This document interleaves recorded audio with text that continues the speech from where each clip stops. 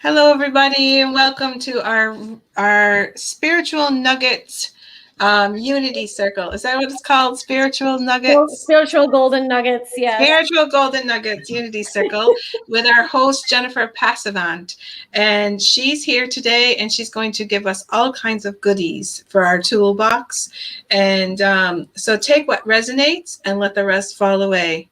Bonnie, would you like to talk more? Sure. We're excited to have Jennifer here because she has lots of knowledge, lots of tips and tools, and she's lots of fun. And she's not the type to go by rules, so we're going to be off the cuff, and she'll be channeling, and I'm really, really excited to see what she brings to us. And why don't you tell everybody a little bit about yourself? Well, I am an intuitive spiritual life coach. I'm an energy healing practitioner, and I am a channeler of divine beings. And so I specifically channel, I've channeled numerous beings, but more specifically, I work with an ascended Arcturian who exists in the seraphim realm. So I consider him like an archangel who refers to himself as Ian. And I also channel the goddess Kuan Yin. So those are the two primary beings that I work with. But like I said, I've channeled lots of beings, but they help me do the energy healing, and they help me bring in the intuitive guidance that my clients need for the spiritual life coaching and stuff that I do. Cool. All right. And so today, what is it that you want to bring forth? You know, what's your plan? Well, I just kept thinking, gosh, that's, what I kind of asked what I should put forth. And they kept putting in all these little bits and pieces of things like, that's a good little tidbit for people to know. And this is something that you've had to repeat several times to people. And it was like just this list of little things. So it wasn't like one big topic of, I'm going to talk about this thing. It was like, that's why I was like, it's going to be like golden nuggets of stuff, because it's going to be things that, especially things that I learned on my spiritual path that helped me heal, that I've repeatedly shared with others because it ended up being so useful, not only to me, but then ultimately to them as well. So it feels like the things that they want me to share are those things as well. So awesome. Well, why don't you share with everyone your background? I mean, how did you come to your awakenings? I know it comes in layers, but I mean, What brought you on this path? Life. And what I mean by that is that it wasn't something that I planned, or, I didn't seek this out. I'd always had some really weird experiences as a child and as I was growing up, but I didn't see them as being A, different, or B, spiritual. So, but they got me interested once I got older and I was exposed to what they were. I thought, oh, that's fascinating. I kind of want to know more, to learn more about what happened to me. And so that kind of brought me into the spiritual realm. And then at a certain age, I think it was 19, I had this calling to know God. And that kind of set me on this path of moving into dogmatic religion in order to learn that it is not what resonates with me, which then set me off on this path of asking, well, then if that's not what love is, if that's not what God is, then what is God? And in my asking questions, I started getting answers. And then I was guided to books and information that affirmed all of the answers that I was, that I had been receiving. And so it just kind of took me off there. And then years later, here's me channeling, which is a whole different story in and of itself. So how did you come about to channel? I mean, what was your first idea of what it was you were doing? So the first time I realized what I was doing, I was really into Abraham, who is channeled by Esther Hicks. And I was listening to one of their audio albums. Now, to back up, it all kind of started when I was getting an energy healing from a dear friend of mine. And while he was doing the energy healing, I heard this voice in my left ear say, just relax. And I went, okay. And so I did. But they put me in this state where I was more relaxed than I've ever been. And I felt all buzzy and tingly. And they started like breathing for me. Like I was no longer in control of my breathing, but it felt amazing. So I'm like, this is great. I'm going with it. Yeah. And as you do. And So then it got to the point where my breathing was getting so rapid that my fingers and my legs were tingling, which is, of course, an excess of oxygen, but spirit rides on the oxygen molecule, right? So they were raising my vibration, but I didn't know that. I was like, I don't know who this is. I don't know what they're doing or where this is going. I'm stopping this. So I did. And then what ended up happening was they kept guiding me to different energy healers.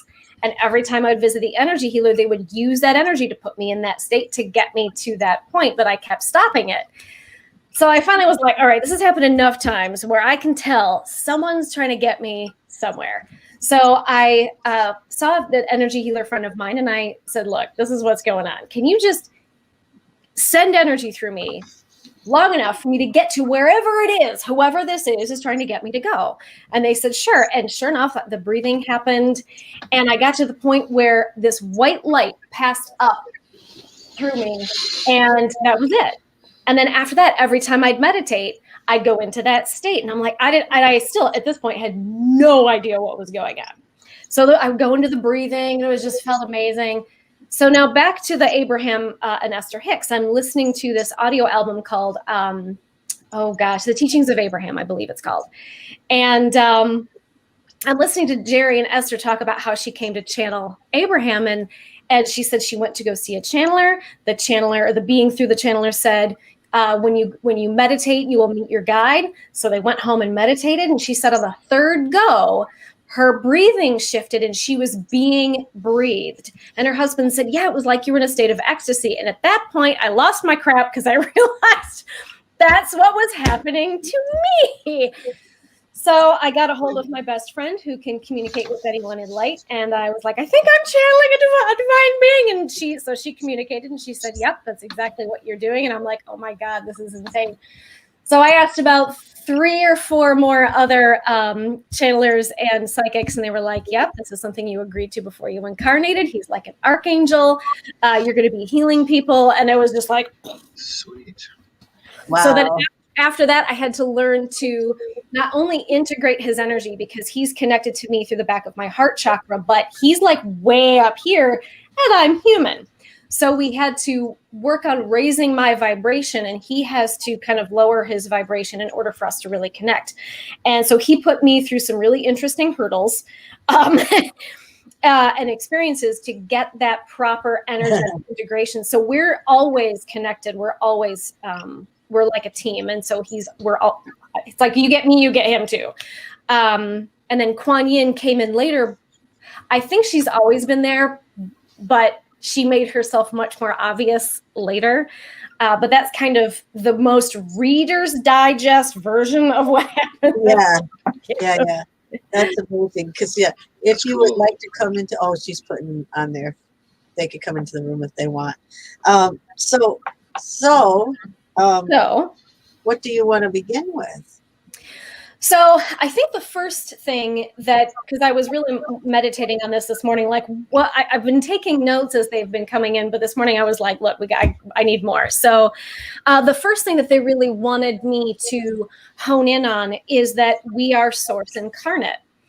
And so to kind of back up, and I'm sure a lot of people watching might already know this, but for those that don't, this is kind of who this is for. Before this came about, source had nothing to compare it to itself to. So it only knew itself as love, as light, but couldn't really understand it experientially. There was nothing, it's like you can only know yourself by knowing what you're not, but there was nothing that was not.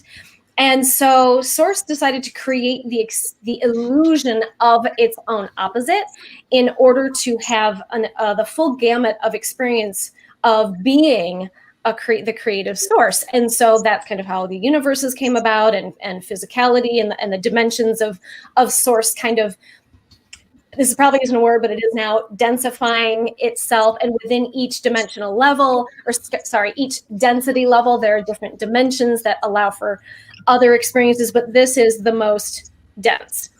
And so understand that you are one with source. Hi. Love you, Adam.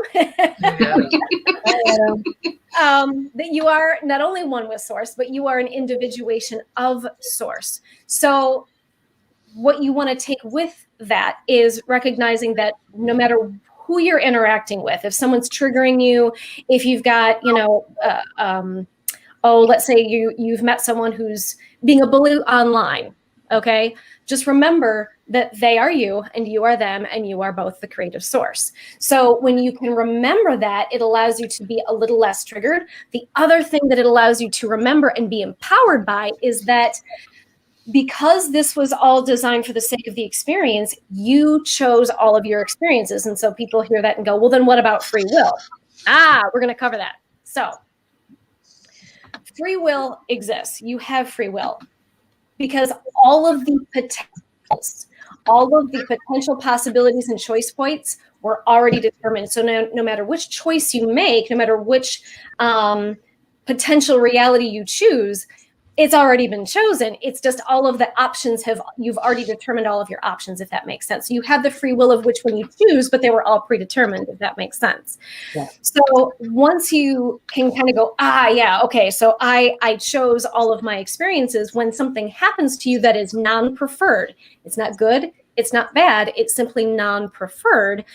It allows you to be so empowered as to say, it is 1:11. Just pointing out a number sequence. But I just happened to look at the clock and I was like, anyway, it empowers you to say, okay, I chose this for myself prior to incarnation for a reason. What is this here to teach me? What can I heal from this? What is this showing me? Adam, I love you. I love this new feature of putting up the things. I love it too. So some people hear that and think, well, that just means that it's my fault that I've created this. It's not about fault, because that assumes judgment. It assumes guilt. It's about empowerment of, I chose this. I agreed to this experience because there's some level of ascension that I can gain from this through healing or learning. Right. So the idea of spiritual victimhood doesn't really exist. It's only something your ego allows. How should I say this? It's only a tool that the ego utilizes in order to justify spiritual bypassing. Because if you can claim victimhood, it kind of allows you to be hands off and justify not looking further within yourself, and it keeps the focus on what's happening outside of you. Exactly. Well, and also another thing I want everybody to know too is if the person who is your worst enemy or who treats you the most god awful are the ones that love you the most on the other side, because nobody else wants to do that job. I just got the tingles. That is 100% true. Yeah. 100% true. So that person loves you beyond measure for doing that job. So if you can, it makes it a little easier for you to forgive and let them go and cut the cords if you realize that. Yes, and to really realize, okay, I agreed for that person to play that role for me for a reason. So it's not like this person just doing it for the sake of doing it. We agreed to this. So he or she is just doing exactly what was agreed upon. And so when you kind of, look at it that way, and that, like you said, and this person and I are like, bosom buddies on the other side, because it is only those that love you the most that are willing to be like, okay, I'll get to come in and do this for you. And just think about, they're taking the shitty part because people don't like them for what they do.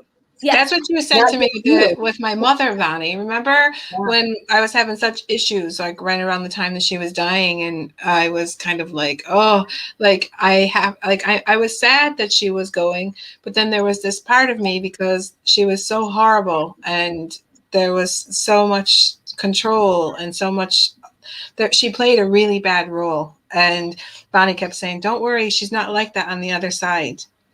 And Absolutely. She kept telling me, you should, if you only just saw her essence, it would be so different than what you experienced on this side. Yes. Pure love. It's okay. Just pure love. Oh, yeah.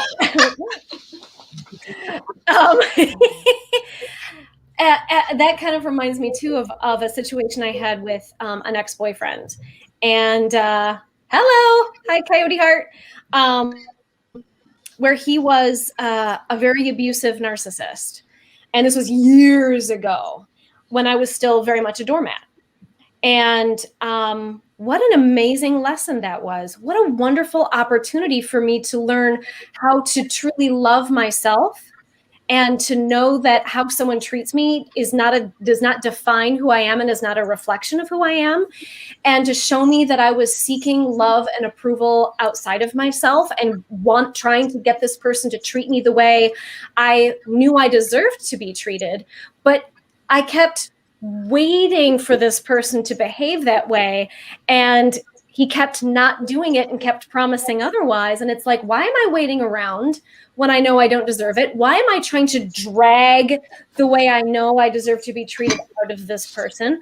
Why am I staying in this relationship so long, allowing myself to be treated in such a manipulative and abusive way? What is it about me? Oh, I don't love myself. Well, screw that. I'm out of here. I love myself. So it was the greatest gift. And so even though I would never let him back in my life because I know who he is, in this physical reality, I am eternally grateful for the lesson and that I was given because of that experience that I agreed to have, and the level of soul growth that it provided. And now I can help other people who have been or are in a narcissistic or a codependent relationship, because it's, it's all kind of based on that same thing. It's when you can, and it allows you to forgive them, because it's like, you can't forgive someone if you're still feeling that anger and resentment of, you did this to me. But when you can say, no, I did this to me because I agreed to it before incarnation, it really allows you to say, I forgive you because you played the role exactly as you were supposed to.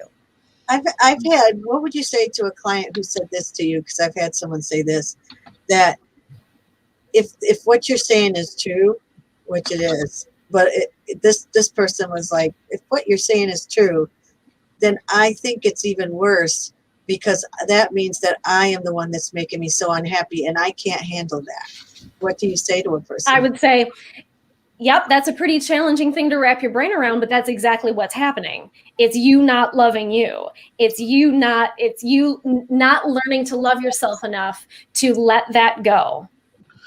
Yeah. And that's been the whole like victim perpetrator thing since the beginning of the cycles, and shifting away from the higher frequencies of love. Like, I mean, it's a really strange matrix of experience. And like, why people are like, well, why is there demons? Why is there attachments? Why is there they're all teachers, and they're all in here to, even though they're dark energy, they're still teachers, and they're in here to teach everybody the lessons that aren't law, the lessons that we came here to experience that as a source being, because like, otherwise all we experience is love.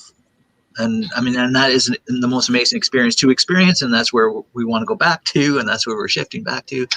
But at the same time, I mean, this 3D experience, it comes with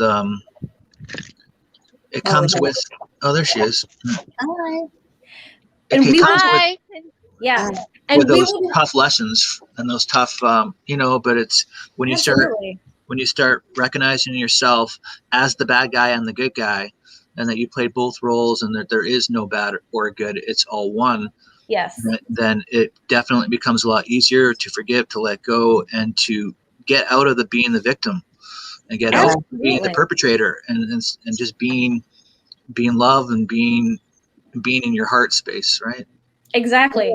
And I think the other thing that is kind of mind-blowing for people to wrap their heads around, David, is not only that, because I think the people have a really hard time hearing that the dark and those entities that exist within it, and those people that play the roles of the darkness are gifts because they're teachers. That's challenging enough. But the thing that goes beyond that, that's even harder for people to wrap their minds around, is they are also God.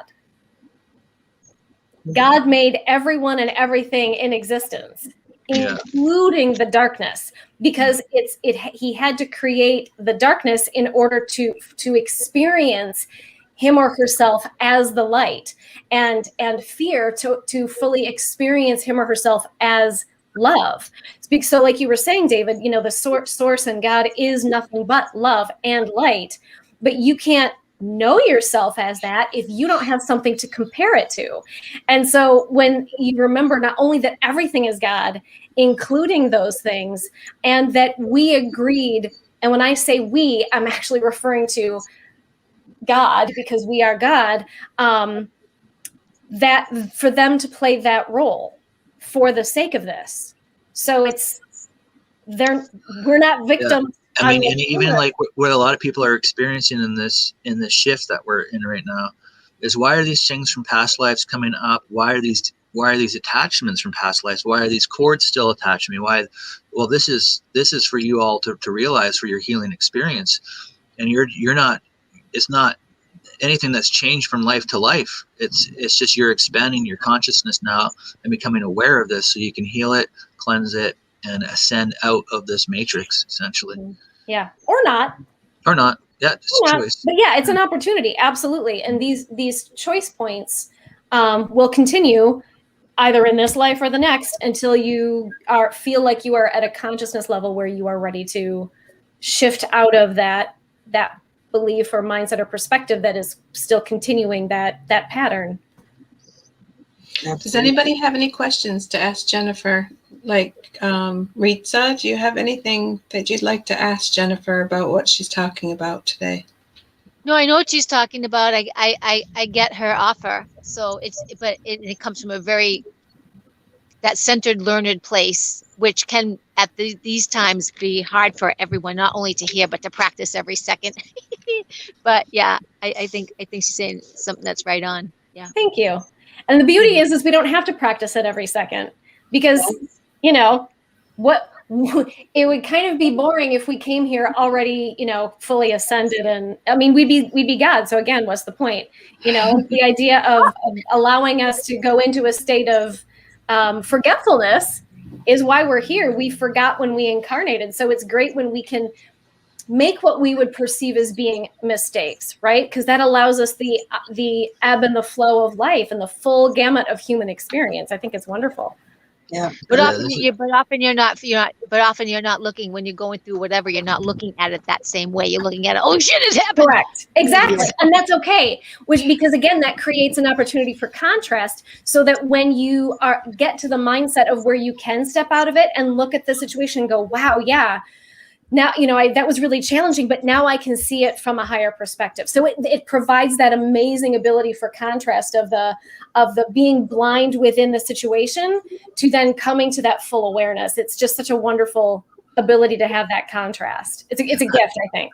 I just wanted to add too, like that, like even in my spiritual journey too, there was a point in time where when people started talking about loving your shadow, loving evil, how could you do? And it scared the crap out of me. I was like, these people are devil worshippers, and I would stay away. I like go on to like other like spiritual communities. I'm like, I don't trust that person, you know.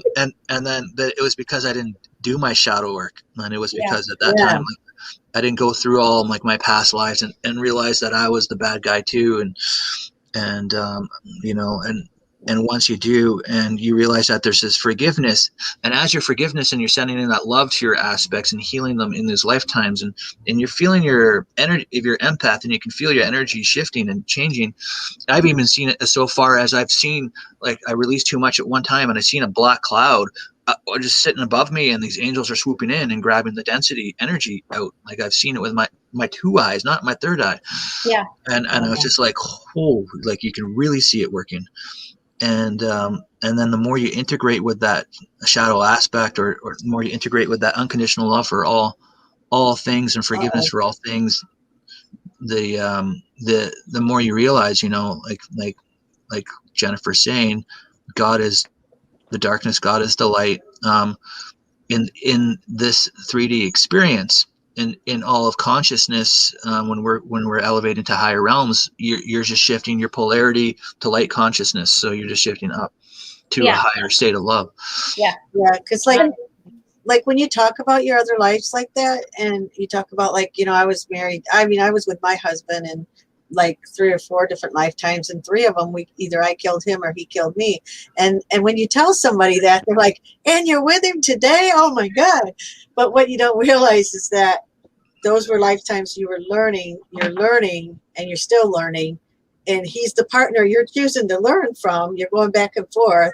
And in this lifetime, we were supposed to learn to live together in peace. And we didn't have to stay together, which we ended up doing, but you didn't have to. You just didn't kill yourself or kill each other or any of that. So after that, your karma's done. So I think we did pretty good this time. Because we're still together. Still alive. Still together, still alive. She's not doing her readings from behind bars. That's very true. It's so hard to disassociate yourself. They are people. Even though they're an aspect of you, they are people living their lives and doing their thing. And they have to heal, they have to release, they have to let go, just like you do. And just because you're in this lifetime and you want to say, oh, that's okay, it's all done, it's gone. You can't do that because you're not that aspect. You have to help be the guardian angel to that aspect, help them heal and let it go. And that's what my guides have taught me. And so it's just so, when you think about it, it just kind of makes your mind go, you know. It does. Do you help people, Jennifer, like as a customer, to do like someone that has no experience with shadow work and how to do it? Do you help them connect with their Akashic and do any of that healing and assist them that way? Or? I don't do it through the Akashic records because I feel that whatever wounds you have that are showing up for you in this lifetime are all because of experiences you've had in previous lifetimes. And so I don't feel like I need to go into the past lives because we can heal it right here and now. You know what I mean? And so it doesn't matter which lifetime you're healing it in, this one or another one, it's going to get healed because they're all connected. So I tend to focus, because the context within which the wound, how shall I say this? Let me back up just a little bit for the viewers. When you, let's say you have an issue in childhood with your mother abandoning you, right? That's an experience you chose to have because in a previous lifetime, you've experienced something that created the same wound. But in this lifetime, in order to work towards healing that, you had to create context for the wound. So you created an agreement to have an experience that would create the appearance of the same wound, right? Does that make sense? Mm-hmm. Everybody follow me? Okay. Yeah. So it helps for people in this incarnation to work within the context of this incarnation for that wound.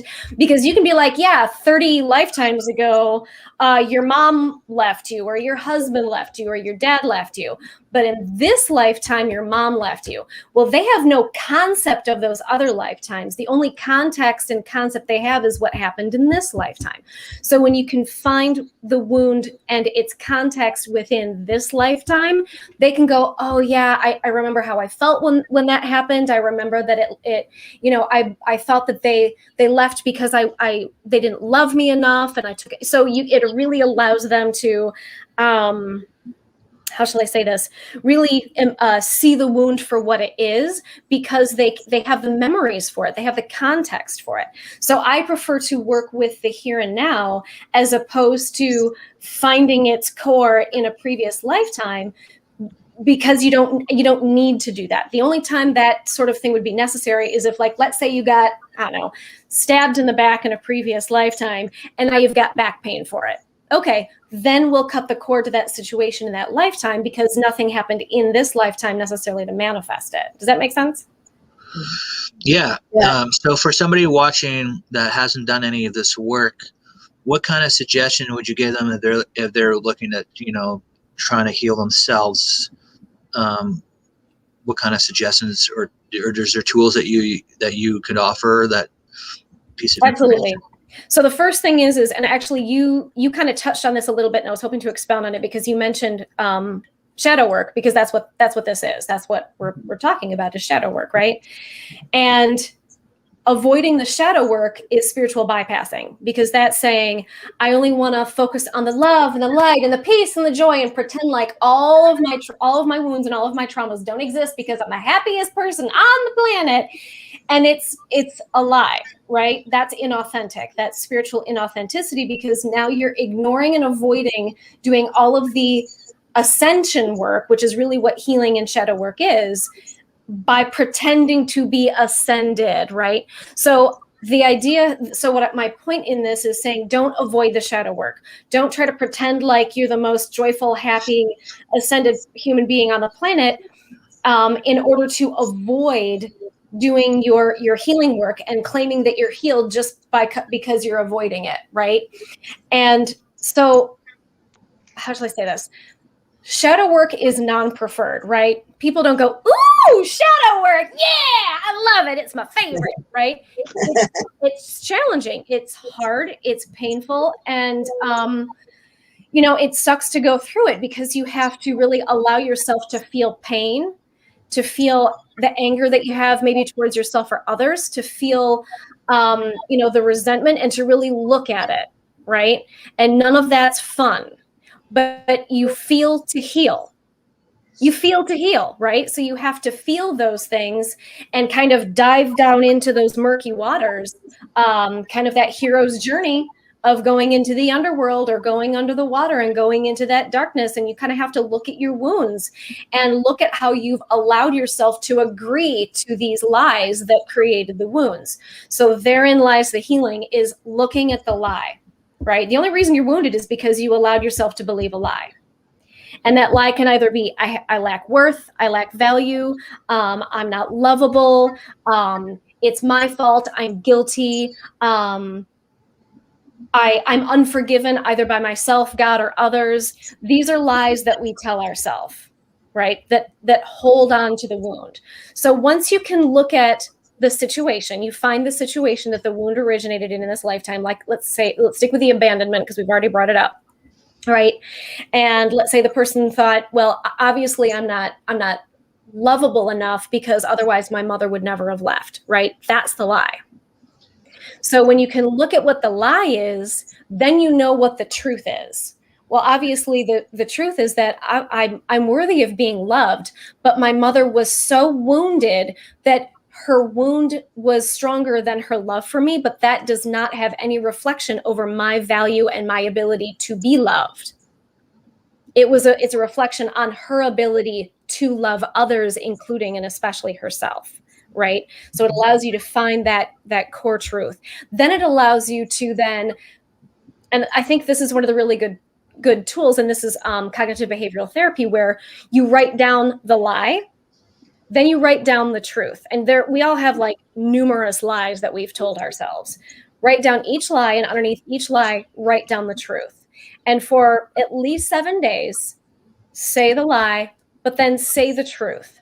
Then at the end of those 7 days, erase the lie. And for another 7 days, only say the truth. And when you can say the truth without crying, without feeling like it's a lie, without having any kind of non-preferred emotion, you've cleared it. Because how many times for those of us who've done our shadow work, how many times have we told ourselves the truth and it feels like a complete load of crap?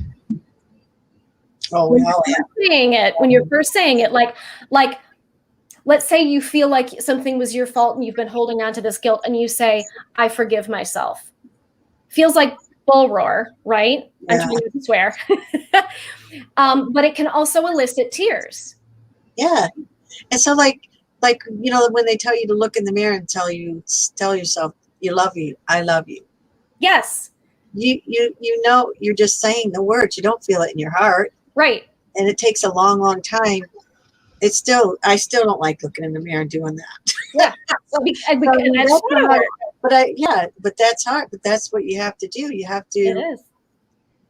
Yeah, and mirror work is the other key thing, because you can for some people, writing it down and saying it out loud. Like for me, saying it out loud is key, because I know that when it doesn't feel true, or when it's eliciting a non-preferred emotion, that I'm clearing and I'm healing. But it shows me where I am in my healing level. So like I know I'm healed when I know it's true, and I feel good about it. It feels true, and I feel good and at peace, right? But if I'm crying or it feels like a lie, I know I'm not healed yet. So I know I still need to work on it. The same is true for mirror work. For those of you who prefer mirror work, another way you can go about it is go into meditation, and you visualize the version of you that in which the lie was first believed. So let's say you were, I don't know, 5 years old when your mother abandoned you. You go to your 5-year-old self and you tell your 5-year-old self everything that you needed to hear in that moment. And let me explain to you how emotional that can get. I have to tell you something, Jennifer. Okay. What? Please. Because I listen to your work, and I listen how you work with people over and over again. And you don't think you work in the Akash, but you do. I know I do. I don't like guide people to a lifetime, but you, like, all of us work with the Akash in one way or another, whether it's indirectly or directly. Yeah. Right. But I mean, when we're traveling, especially when you take them to when they were 5, you're traveling through the timelines. That's true. That is a timeline. That is their mind. True. They have to shift through their mind. Even if it's in this lifetime, they're moving through timelines and they're moving through their Akashic records. So you do work with records. Yeah. But I will not. I will not do is start calling on that secret there. That you, yeah. What I won't do is start calling myself an Akashic Records healer, because I don't like work specifically with the Akashic Records. So I will not do that. But yes, I agree with you. And I agree too that when you work with, anytime your mind goes back to a scenario and you replay it, or you talk to your childhood self, how shall I say this? Boy, this is hard to explain in it, because it's such a non-linear thing. Just like when you go into meditation and you go into another realm, and that realm defies time and space, right? Mm-hmm. Okay. When you go back in time, because time and space don't really exist, you're not really going back in time. So like you kind of like what you were saying, Bonnie, is when you can go back to your childhood self into that moment or that time period, your consciousness doesn't know any different between then and now. Yeah. You're feeling the pain. You're feeling what exactly happened. You hear exactly what they said to you, what they did to you, and you understand it, because it all happens in the now moment. Yes, because so when you go back there and then you become your guardian angel and speak to that child, it is you now traveling back there and speaking to them. Absolutely. I had an experience once. That's how the angels explained that to me, because when I was working in the factories and I couldn't get out, I just was there and didn't know a way out. Someone would come behind me and put their hand on my back and say, "You're going to be okay. Just take a deep breath. You're going to be okay, and you won't always be here. There's a reason for everything." And I would take that deep cleansing breath and I'd be like, "Oh, I'm going to be okay." And when I started doing my shadow work, lo and behold, that's what I was doing. And I realized you're always helping yourself from other dimensions at all times. Yes, even in your dream time. Mm-hmm. David, I hope I answered your question, which is a really great question, by the way. Thank you for that. Yeah, it's an interesting perspective, because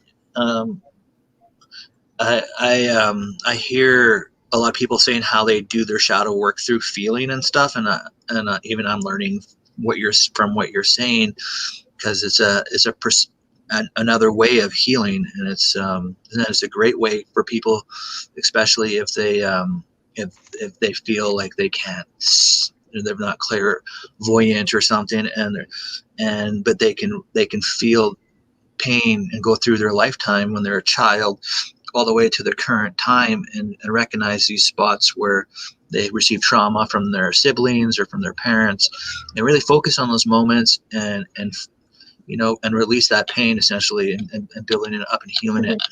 Yeah. Well, and I would add to that too, because for someone even who is clairvoyant, if you're not feeling the pain, you're not healing. You heal through feeling, and that's true for everyone. Because in the moment of the wound, you had a feeling, and the fact that you've been carrying that wound with you is because you're carrying that feeling.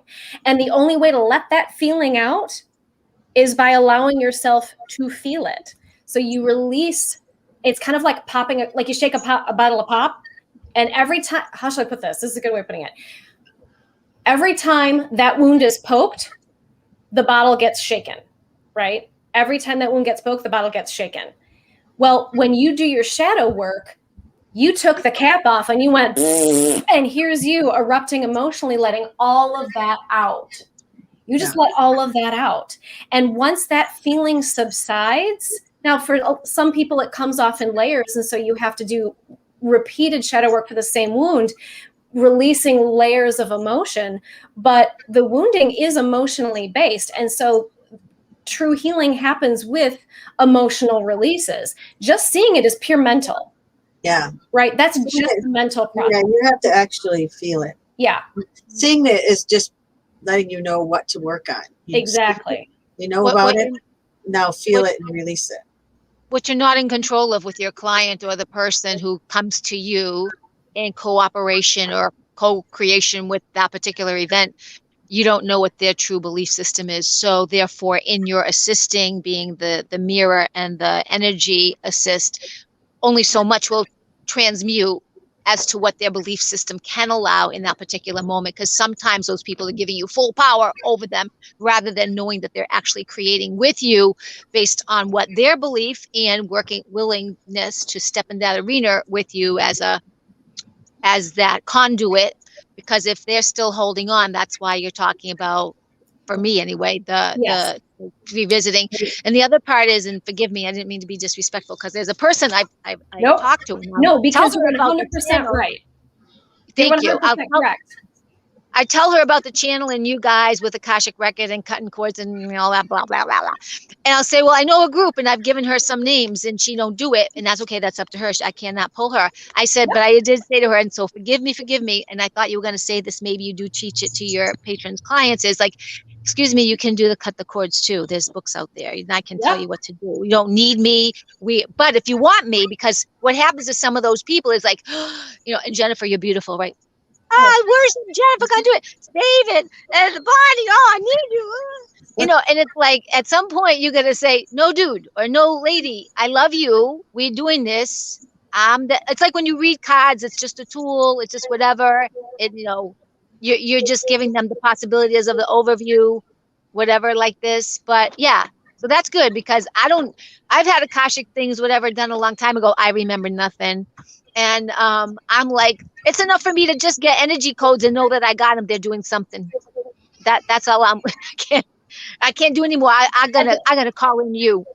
Yeah, at the very least, they're planting seeds because again, you can receive energy codes, but doesn't mean something's going to come of it if you don't make it the necessary changes, right? You still have to change. And this is what I do tell my clients. And I say two things. One, your healing is 100% your responsibility. All I'm doing is I'm providing the opportunity to facilitate your healing if you choose to allow for it. That's all I'm doing. And absolutely people can heal themselves, but if they knew how, they wouldn't come to me, right? Right. Or people like us, you know what I mean? Right. But sorry, Bonnie, go ahead. That's what we're doing though, is we're teaching them to do it for themselves. They originally have to go find out how, but then eventually they'll be able to do it for themselves because they're, if you give them all the tools. Yeah, the best advice of anybody who's working with a healer that you can do and really advance yourself in your whatever stage you're at is really tune into what's going on and that you're creating the healing and that you're that powerful, you're that source being, and they're assisting you, but you're making all these changes, you're healing it all within yourself, and you're releasing it, and you're expanding your higher selves, bringing in the energies of expansion. And if you really focus on that, you'll need less sessions with a healer, and then you'll be able to walk into your power and feel divinely protected in all moments and all that, and advance fast. But I mean, it's not always like that. I was the same way. I can't even tell you how much I spent on healing sessions in the beginning, because I always looked at somebody else like they were like God basically, and they're so much closer to source than I am, and they have all these extra powers. But when you start saying, everybody's has the same, and there's no difference. And when you start realizing that some people might have a little bit more knowledge and you can learn off of them, and that's wonderful. It's take your own power and try to use these healing sessions that you do with some other people, and to bring out that power within yourself to really heal, to really do that shadow work, and to really activate, to awaken your cells, to upgrade your energy structures, to release those negative emotions yourself as they're facilitating the session. Because they'll, like a lot of these healers will get those clairvoyant or clairaudient or cognizant from their guides, and they're always in tune with it. So they'll be able to like, I'm seeing this, and then all of a sudden you're like, yeah, that did happen in my life. You know what? I did have that issue with my mom around that age. So let me focus on that. Let me heal that. Thanks for bringing that into my awareness. And they'll sort of coach you and guide you. But ultimately, if you take the proactive approaches and saying, you know what, I'm healing myself, and they're guiding me, then you're tapping into your source being. Exactly. And I would add to that, David, and I thank you for saying everything you just said, because it is so 100% true. And I would add to that the reminder to people that when you do go see a healer, it's because you agreed to before you incarnated. So it's still you, right? Yeah. And we're all aspects of each other and source. So even I, as the healer, I am you and I am source. So even when you see a healer, it's still you healing you. Yeah. Yeah. It's the same concept. Even if you're traveling through the records and you're going and you're going to help your little self heal, you're still doing that. The person who's actually holding space for you is you. It's all you. Yes. It just blows your brain. Yes. And one of the other things that came up, so I want to go back a little bit, if you don't mind, to spiritual bypassing. Is that okay? Sure. Okay. So one of the reasons why they bring up spiritual bypassing is because it's really easy for people to do, right? And so if you find that you are, doing, how should I say this? Spiritual busy work, which can become spiritual distractions. And so what I mean by this is some of these things, though, are good and are beneficial, when you do it to the point of it's taking away your focus on the things that are non-preferred, the shadow. And I don't like using positive or negative, even with respect to feelings or experiences. It's all preferred or non-preferred. There's no good or bad. There's no positive, negative, unless you're referring to it like a energetic charge, right? Masculine, feminine. So if you're busy, I'm calling in the dragons, and I'm working with the angels, and I'm doing ceremony, and I'm doing ritual, and I'm putting crystals all over my house, and I'm gritting, and I'm doing all of these things, and I'm working with essential oils and homeopathic remedies and blah, blah, blah, blah, blah. That's all great. It is. It all provides benefit. What it also does, if you do it too much, is it keeps all of your focus out here. It keeps all of your focus here. It doesn't put any of your focus on really looking at your shadow. And again, feeling the feelings, going back to that time period when that trauma happened, and reliving it so that you know what the lie is, so that you can have that emotional meltdown of anger or pain or whatever, to get it out of your energetic system, and then say what you need to say, either to yourself, to that person, or whatever it is, to reprogram your subconscious mind. Because when these things happen to you, your subconscious mind gets programmed, and that's where the lie or the belief comes in of I lack value, I lack worth, I'm unlovable, and therefore I must try to prove that I'm worthy of being loved by making people show me that they love me, so that I can convince myself that I am worthy of love.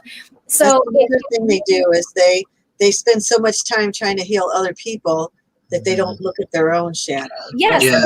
or dinking, or like, oh, I'm dinking around with oh God, going to other realms and talking to ETs. All that's great. I do that too. Trust me. It's all fine and good.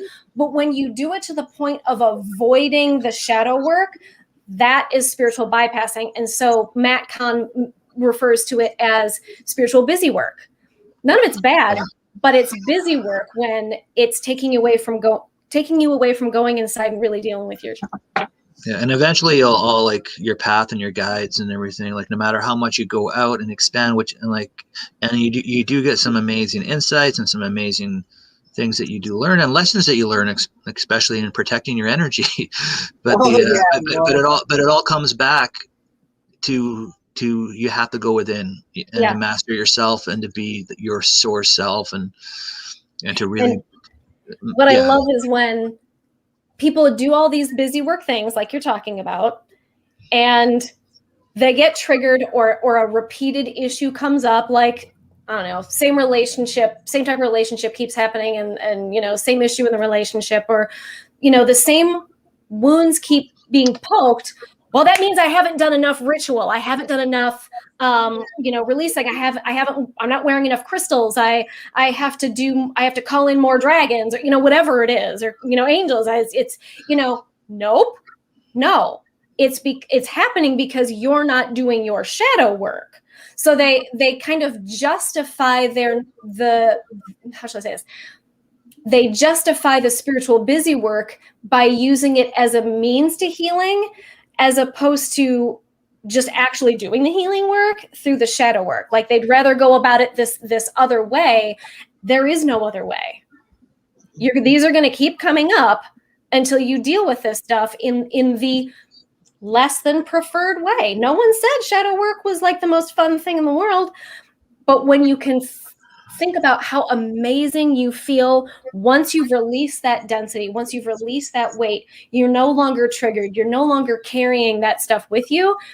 That's the end goal you want to focus on. That's what makes it all worthwhile. And when you do enough shadow work, you get to the point of, hey, I just got poked. All right, what am I being shown? All right, let's do this, right? Like you get to the point where you kind of are excited that you get to do shadow work, because you know that when you go through that pain or that anger or whatever it is you're feeling, and when you look at it, you know what's on the other side because you've done it before.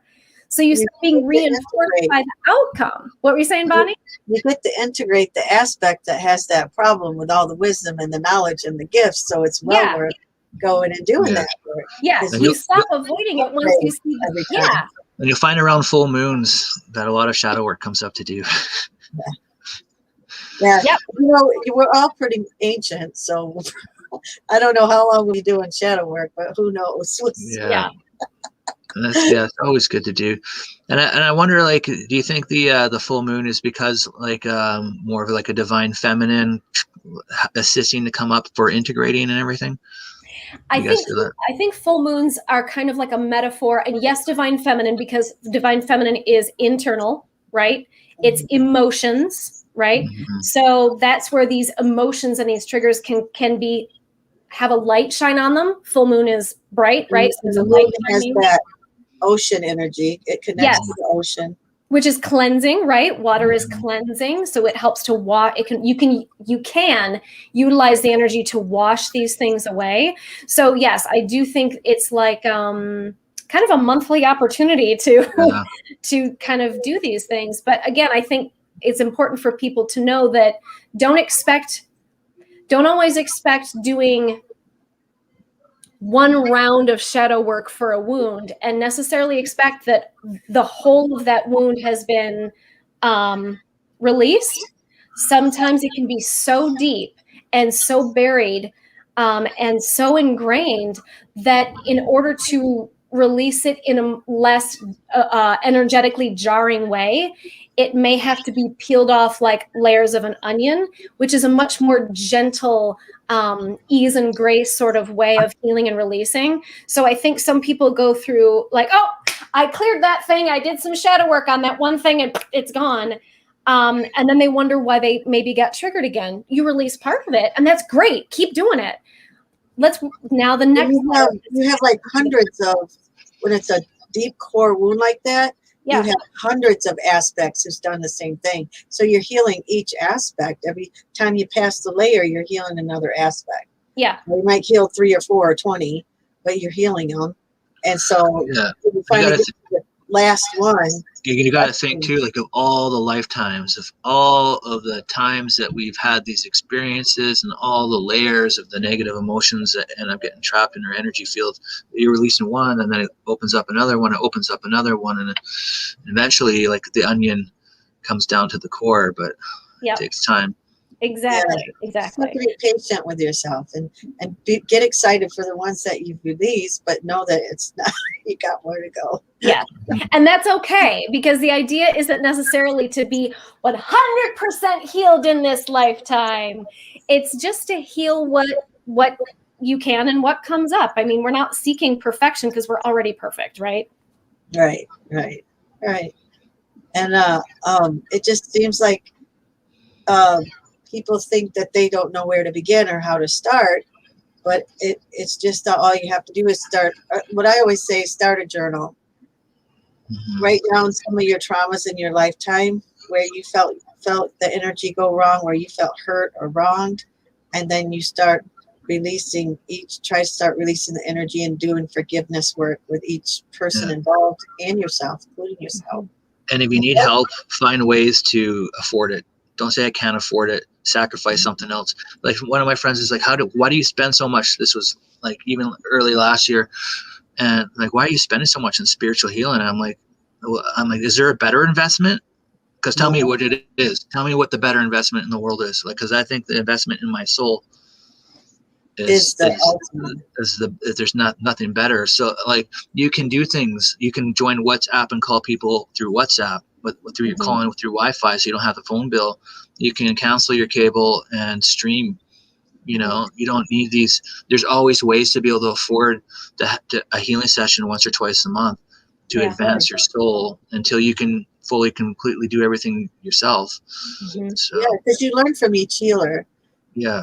Do you ever think there will be time when the onion is fully peeled and you can let the shadow fully go? It's not about letting the shadow go. It's about loving it. Yeah. That's really what integration is. There's no real separation between you and a shadow. Like, you're not letting it go. You're integrating it, and you're loving it and loving yourself. It's because you've chosen all these experiences, and you have to look in the mirror and look at and say to yourself, I chose it, I lived it, and I love it. And I don't want to maybe have future lives in these 3Ds, and I want to expand and shift my consciousness. I'm kind of done with all this polarity. Like, that's fine to agree to that as well, and to shift that and to integrate that as well. But we did sign up for the cycles and for the experiences, and every experience. David, how about this one? This will blow your brain. Okay.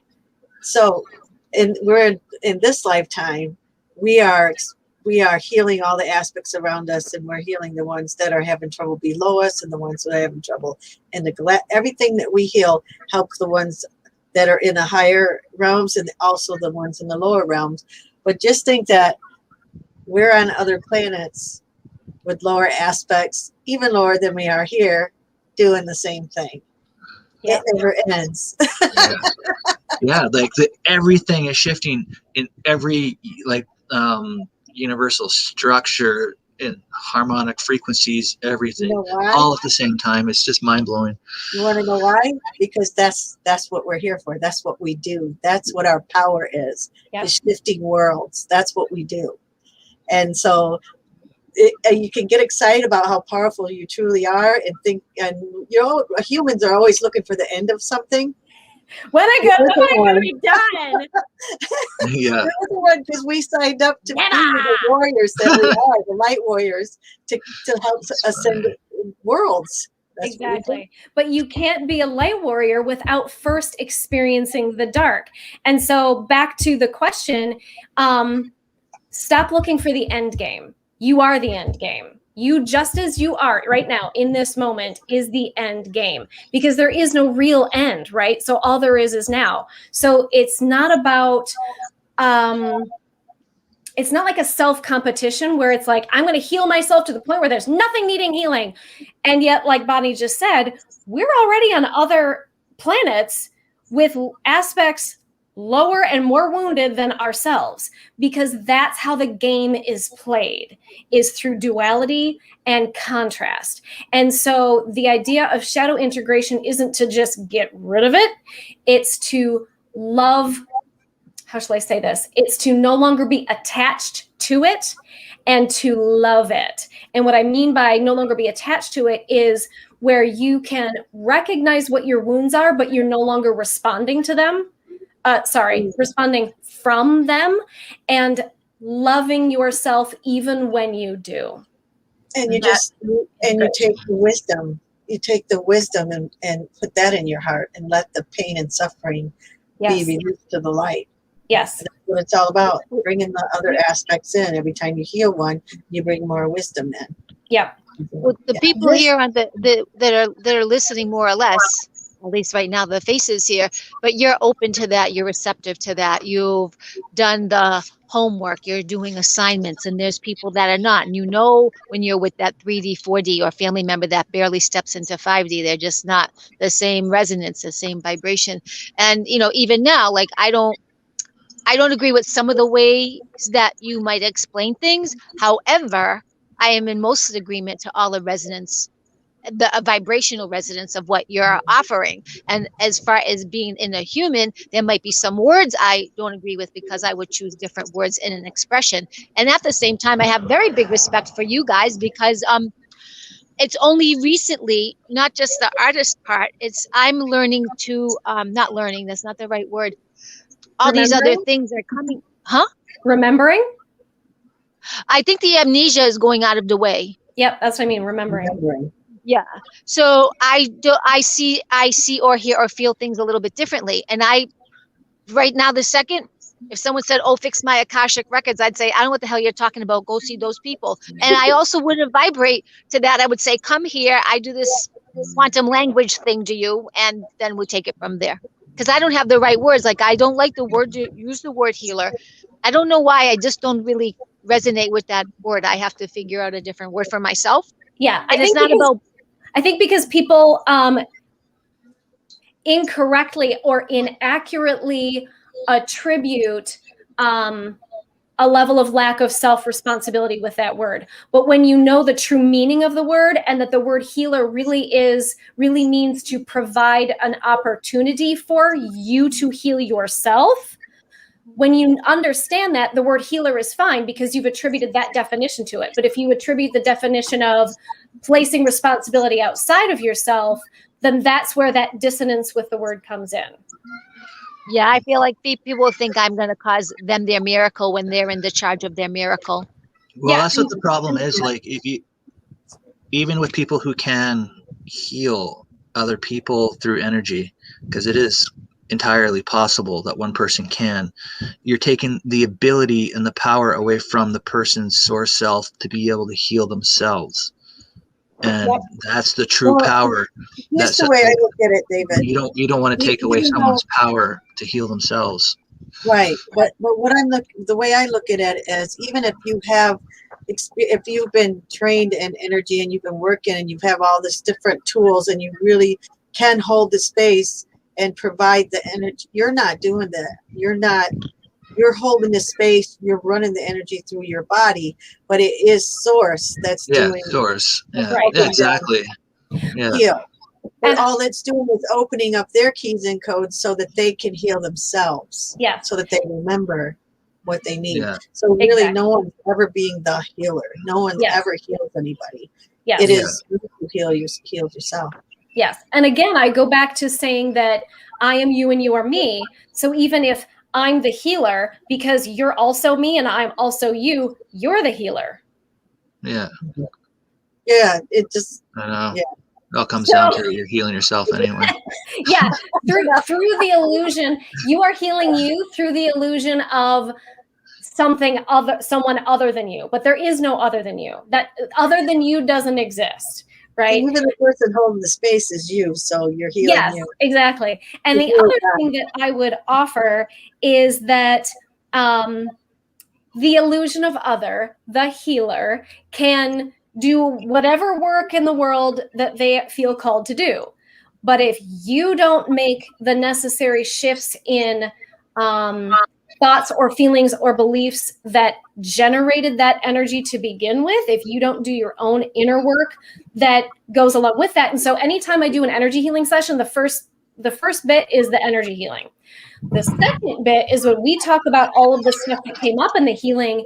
And then the third bit is, now, of the things that came up, what would you like to talk about and work on? Because unless you make changes and shift what caused your energy to be the way it is, it's going to go right back to the way it was.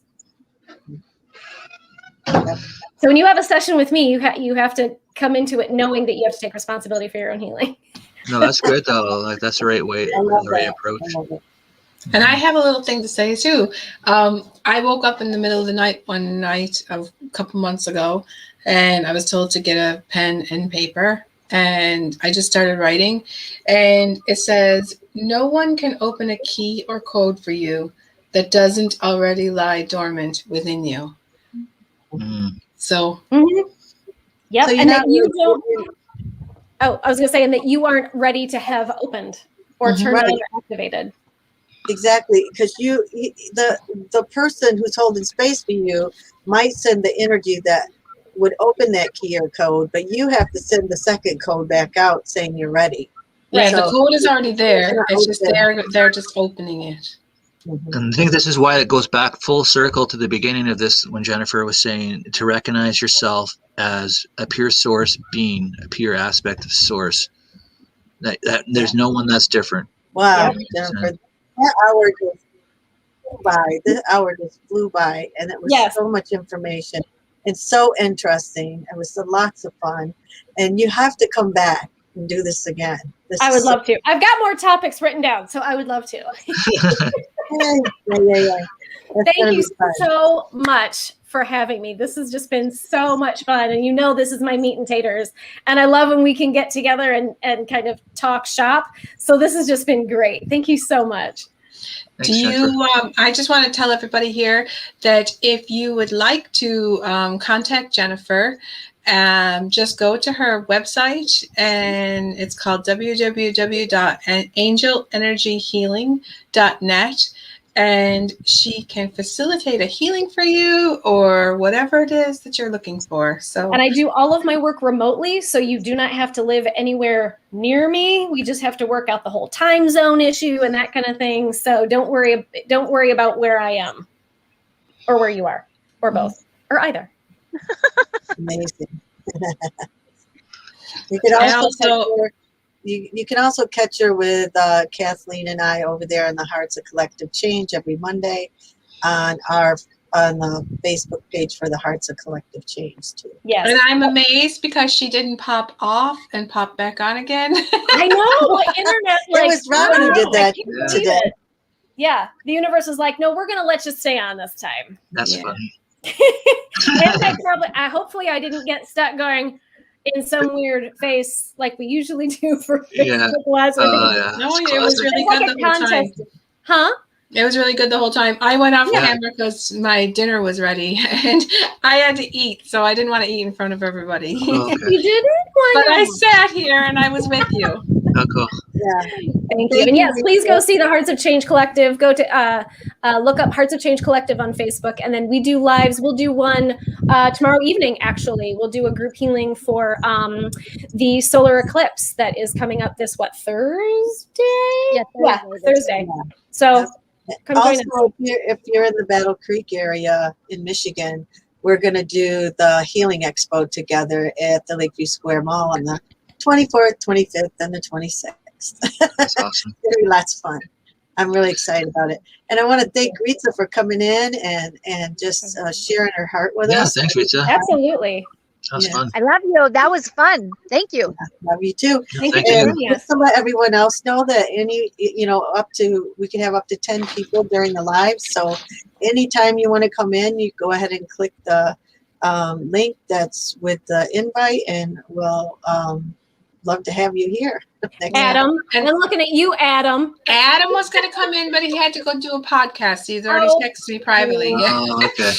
And, you want to off the hook this time. Fine. Yeah, and if anybody's looking for that link, just know that it's always on the New Earth Ascending Consciousness Facebook group, and we always tack it into the announcements whenever we have a healing circle happening or a unity circle.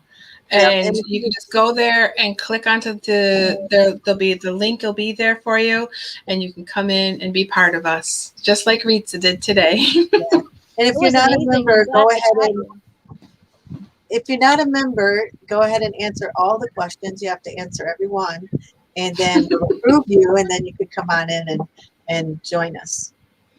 What was you saying, Ritza? Oh, there's people walking by that I waved at, but actually, that was not a light code thingy. That was just a waving over there. Are you at a garden center, Ritza? Like there's a lot of flowers behind you. I'm doing a sidewalk sale yesterday and today, and I'm sitting out in 90-degree weather under a tent by my father's hedges because in our dialogue I could not have people on the property, but I could have them in front of the property. Okay, cool. Oh, all right. Well, that works. Yeah. Looks nice. Anyway. Yeah, thank you for that, Right. and yeah, appreciate you. So well, thank you, Jennifer, for coming on, and we're going to say goodbye for now, and we'll be back. Probably, I think next week we might have another community chat, or I don't know what's on the schedule. But when you see us, you'll see us. You guys have a best rest of your weekend, and make the best, and get lots of sunlight. Yes, if you got it, you're lucky. Yeah, exactly. Yeah.